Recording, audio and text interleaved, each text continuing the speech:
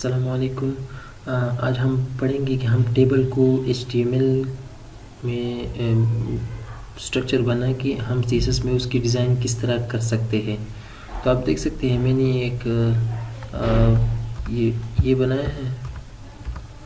ये टेबल थोड़ा सा जूम आउट कर लेता हूँ। ये टेबल मैंने बनाया है HTML में। इसमें एक रो खोल दी है और इसमें ये जो है सारा ये हेडिंग है और ये सारा टेबल डेटा है। ये ब्राउज़र में इस तरह दिखाई दे रहे हैं आपको, यहाँ पर आप देख सकते हैं। अब इसकी बॉर्डर बिल्कुल नहीं है इस तरह और इस तरह बॉर्डर नहीं है, तो हम इसको किस तरह करेंगे इस CSS में। तो आइए मैं यहाँ पर आता हूँ। यहाँ पर मैं कहता हूँ कि टेबल कामा TR कामा TD कामा TH। इसका क्या मतलब है? इसका मतलब ये है कि ये भी, इस पर भी और इस पर भी और इस पर भी। अगर आपने देखा होगा हमारी पिछली वीडियो में, तो मैंने इस तरह कुछ किया था। अगर मैं चाहूँ कि A स्पेस और इस तरह कुछ इस तरह लिखूँ, इसका मतलब ये है कि इस एंकर में जो ये है इसका मतलब ये होता है। और यहाँ पर जो मैं यूज़ कर रहा हूँ कामा का मतलब ये है कि ये सारों पर, इस पर भी, इस पर भी, इस पर भी और इस पर भी। कामे का मतलब यही होता है। तो जो मैं यहाँ पर बॉर्डर अप्लाई करूँगा, तो बॉर्डर की जो हमने ये पढ़ा है सॉलिड कर देता हूँ और इसको ब्लैक कलर दे देता हूँ और इसको रिफ्रेश कर लेता हूँ। तो आप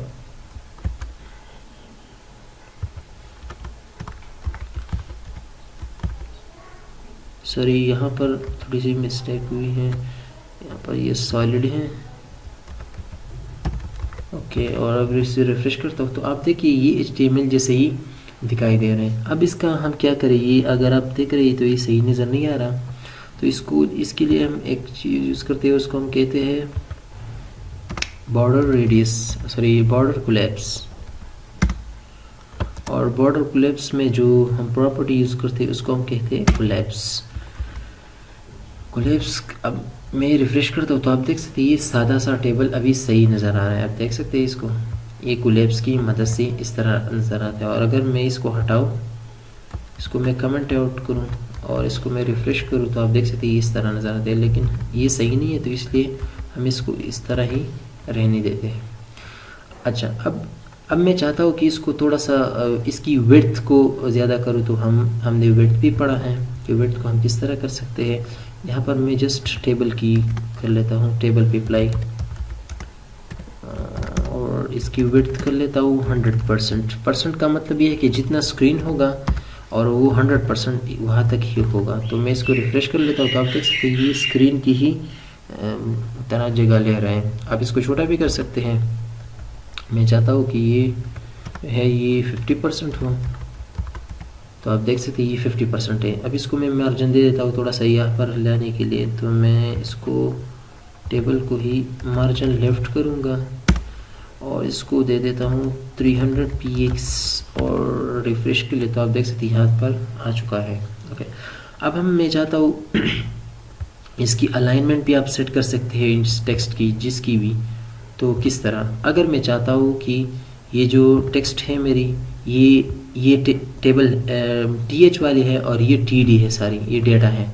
अगर मैं इसको सेलेक्ट करना चाहता हूँ इस TH को, तो मैं क्या करूँगा, यहाँ पर आके मैं चाहूँगा कि टेबल में जो TH है उसको मैंने सेलेक्ट करना है। और इसके साथ क्या करना है, मैं यहाँ पर लिखता हूँ, मैं चाहता हूँ कि जो TH है उसको पहले मैं यहाँ क्या करूँ, यहाँ पर अगर आपने देखा होगा को यहाँ पर मैं कलर दे देता हूँ इस रो को। तो मैं किस तरह करूँ, यानी बैकग्राउंड को। तो मैं करूँगा TH को मैंने सेलेक्ट किया है। TH क्या है, जो इसकी हेडिंग है, जो टॉप पे नज़र आ रहा है, टॉप वाली रो।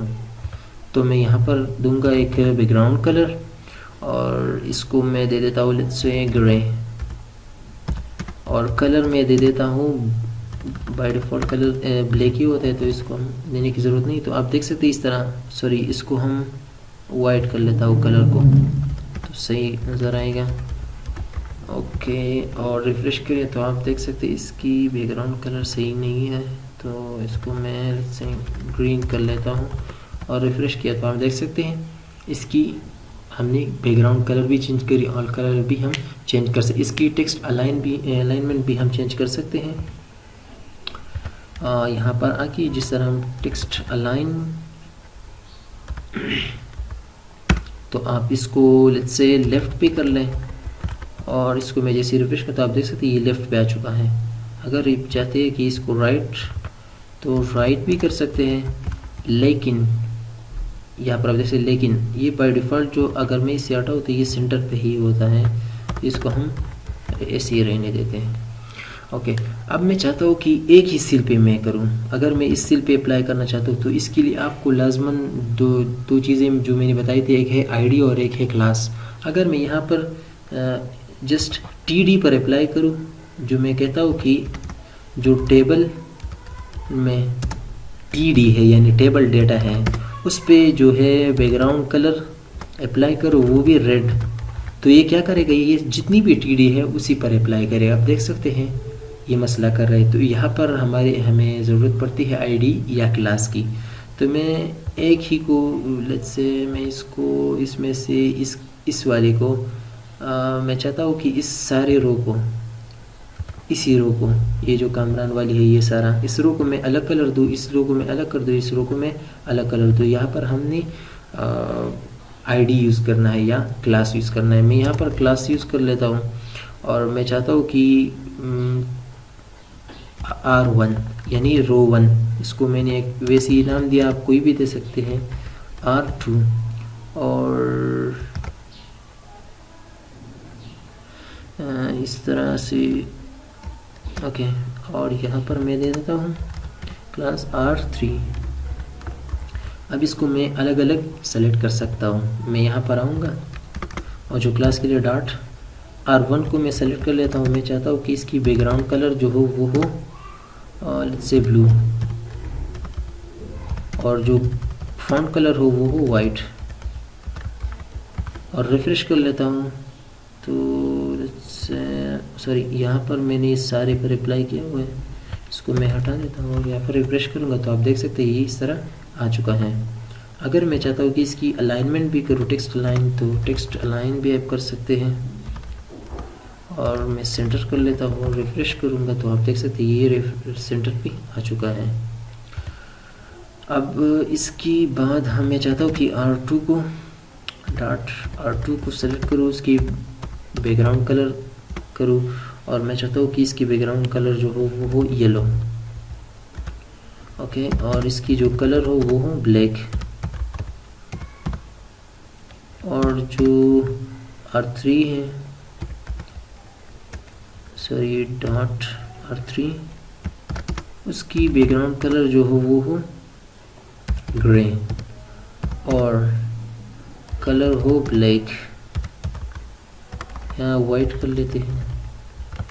तो आप देखिए अलग अलग कलर अभी आएगा। सॉरी यहाँ पर थोड़ा सा R2 में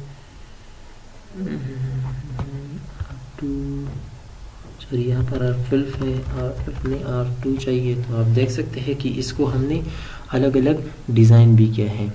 इसके साथ आप टेक्स्ट लाइन भी कर सकते हैं इन दोनों के साथ। और इसकी जो मैं यहाँ पर कर लेता हूँ, जिसे मैं कॉपी कर लेता हूँ, आप देख भी सकते हैं यहाँ पर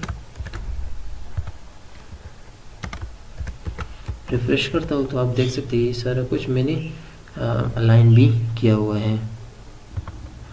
और इसके साथ साथ अगर मैं इसको थोड़ा सा ये कर लेता हूँ, मैं चाहता हूँ कि इसकी जो ये है ग्रीन वाली इस रो को मैं थोड़ा सा हाइट दे दूँ या कोई भी किसी को भी, तो मैं यहाँ पर इस टेबल हेडिंग को ही देता हूँ और इसकी मैं हाइट दे देता हूँ लेट्स से 100 px रिफ्रेश कर लेता हूँ। आप देख सकते पड़ा। मैं चाहता हूँ कि ये टेक्स्ट जो है ये इसको हम बॉटम पे लाए या टॉप पे लाए, तो आप बिल्कुल कर सकते हैं। यहाँ पर आना होगा और यहाँ पर आप लिखने का है वर्टिकल अलाइन। वर्टिकल अलाइन में जो प्रॉपर्टीज़ है वो बॉटम भी है और टॉप भी है। अगर मैं चाहता हूँ कि ये टॉप पर चला जाए तो मैं सेव कर लूँगा और रिफ्रेश कर, तो आप देख सकते हैं ये बिल्कुल टॉप पे चला गया है। अगर मैं चाहता हूँ कि ये बॉटम पे आ जाए तो ये बॉटम पे आ जाएगा। तो आप देख सकते हैं ये बॉटम पे आ जाएगा। अगर मैं चाहता हूँ कि ये बॉटम पे नहीं मिडल पे चला जाए, यानी दरमियान वाला जो बाय डिफ़ॉल्ट होता है, तो मैं इसको रिफ्रेश करके ये मिडल तक आता है। फिर ये थी कुछ टेबल के बारे में, और मिलती है अगली वीडियो में।